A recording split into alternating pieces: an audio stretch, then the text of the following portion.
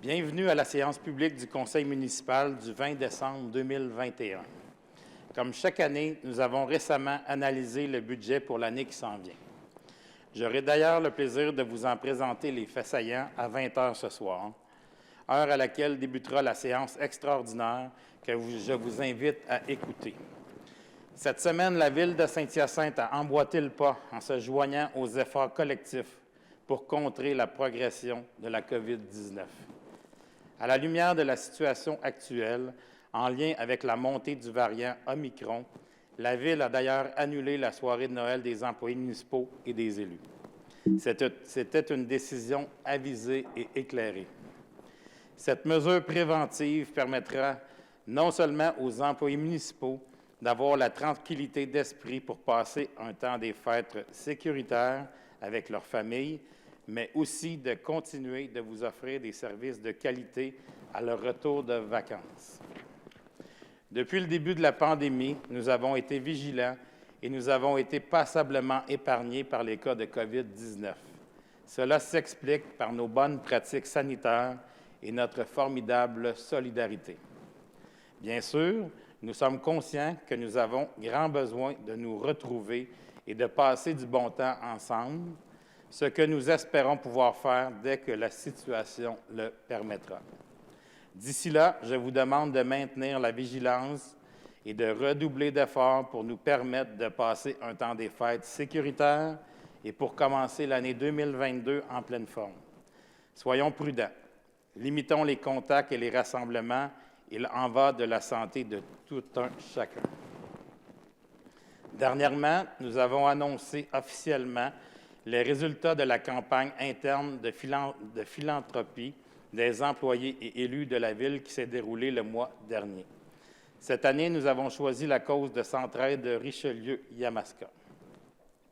Cette campagne annuelle démontre bien notre force interne et notre solidarité envers nos citoyens. Pour les employés de la Ville, cette campagne est l'occasion de redonner et d'aider notre communauté mascoutaine. Je suis fier de vous annoncer que cette année, nous avons surpassé tous nos objectifs et que nous établissons un nouveau record. La vingtaine d'ambassadeurs a travaillé très fort pour mobiliser leurs collègues. En effet, plus d'un employé sur deux a contribué financièrement à la campagne pour atteindre un taux de participation de 70 %, un sommet inégalé dans l'histoire de notre organisation. Ainsi, nous remettons un généreux montant final de 30 601 $ à Centraide. Je tiens à remercier tous les ambassadeurs pour le travail accompli. Ils ont grandement contribué au succès de cette campagne. Bien sûr, je tiens aussi à remercier tous les donateurs qui ont été très généreux avec un don moyen par personne de 115 $. Dans la foulée des bonnes actions, je vous invite à venir en grand nombre à la collecte du sang du maire qui aura lieu sur rendez-vous les 28 et 29 décembre au manège militaire. Pour vous inscrire, rendez-vous en ligne au www.ma-quebec.qc.ca. L'objectif de cette année est fixé à 300 donneurs. Dans la même ordre d'idées, je rappelle à tous que les besoins alimentaires sont criants dans notre communauté. Vendredi passé, je suis donc allé à la rencontre des bénévoles de la moisson mascoutaine qui travaillaient à la préparation des paniers de Noël.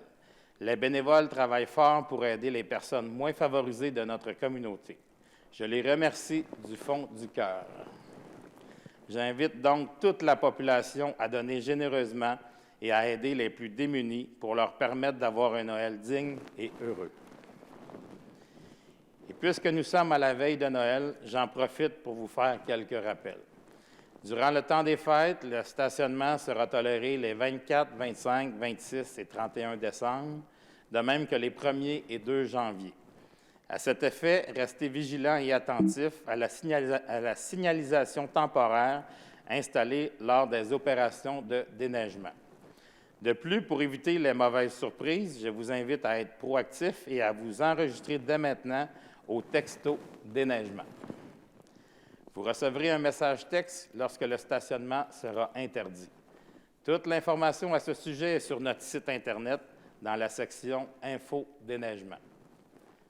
Je vous rappelle aussi que les bureaux administratifs de la Ville seront fermés du 24 décembre au 4 janvier inclusivement afin de se reposer un peu. D'ailleurs, qui dit temps des fêtes dit décoration. Afin de mettre du bonheur et du réconfort dans le cœur des Mascoutins, nous invitons les entreprises, les organismes, les institutions et les citoyens à participer au concours Illuminons Saint-Hyacinthe. Les participants ont jusqu'à demain, 21 décembre, pour envoyer une photo de leur propre décoration extérieure à communication avec un S à commercial Saint-Hyacinthe, st-hyacinthe.ca, en incluant le nom de l'auteur de la photo, la date et l'adresse. Les photos seront ensuite publiées sur la page Facebook de la Ville afin de passer au vote pour les meilleures décorations. Parlant de décoration, voici quelques conseils de notre service de prévention des incendies afin de décorer en toute sécurité. Que vous ayez opté pour un sapin artificiel ou un sapin naturel, installez-le à plus d'1 mètre d'une source de chaleur. Installez vos lumières loin des issues de secours pour éviter d'en obstruer la visibilité. Avant de quitter votre résidence, n'oubliez pas de les éteindre. Oui. On dit de déplacer votre micro parce qu'il frotte sur votre chaise.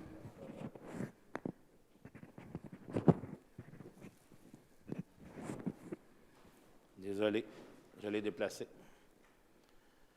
Si vous optez pour un souper de fondu, installez le brûleur sur une surface stable qui supporte la chaleur ou optez pour un brûleur électrique.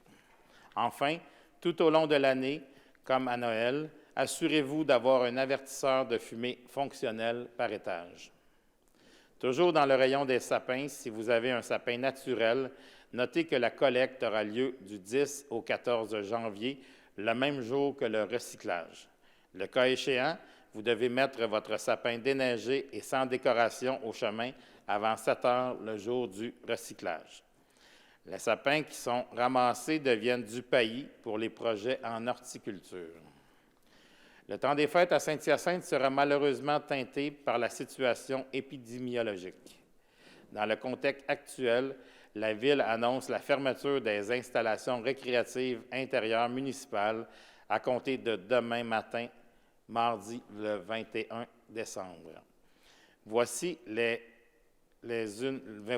liste des installations qui seront fermées jusqu'au 10 janvier. Les gymnases scolaires, les centres communautaires, le centre sportif C.A. Gauvin, le centre culturel Humania Assurance et l'ex-usine de filtration. Quant aux activités de la Maison des jeunes, elles sont annulées, mais les bibliothèques demeurent ouvertes. Pour le parc des Salines, le chalet est fermé, mais pas les toilettes extérieures. Il est possible de louer des tubes seulement et la capacité du parc se limite à la capacité de 2 stationnements. La situation sera réévaluée dans les prochains jours. Nous vous invitons donc à consulter notre site Internet et nos pages Facebook pour connaître les plateaux sportifs ou autres qui seront disponibles pendant la période des fêtes. Durant les fêtes, pour les passionnés de patrimoine, il est possible de prendre l'air tout en découvrant l'histoire de Saint-Hyacinthe.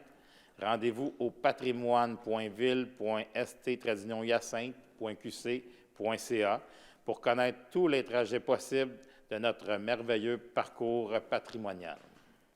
Enfin, n'oubliez pas que c'est la féerie hivernale au centre-ville jusqu'à la fin du mois de février.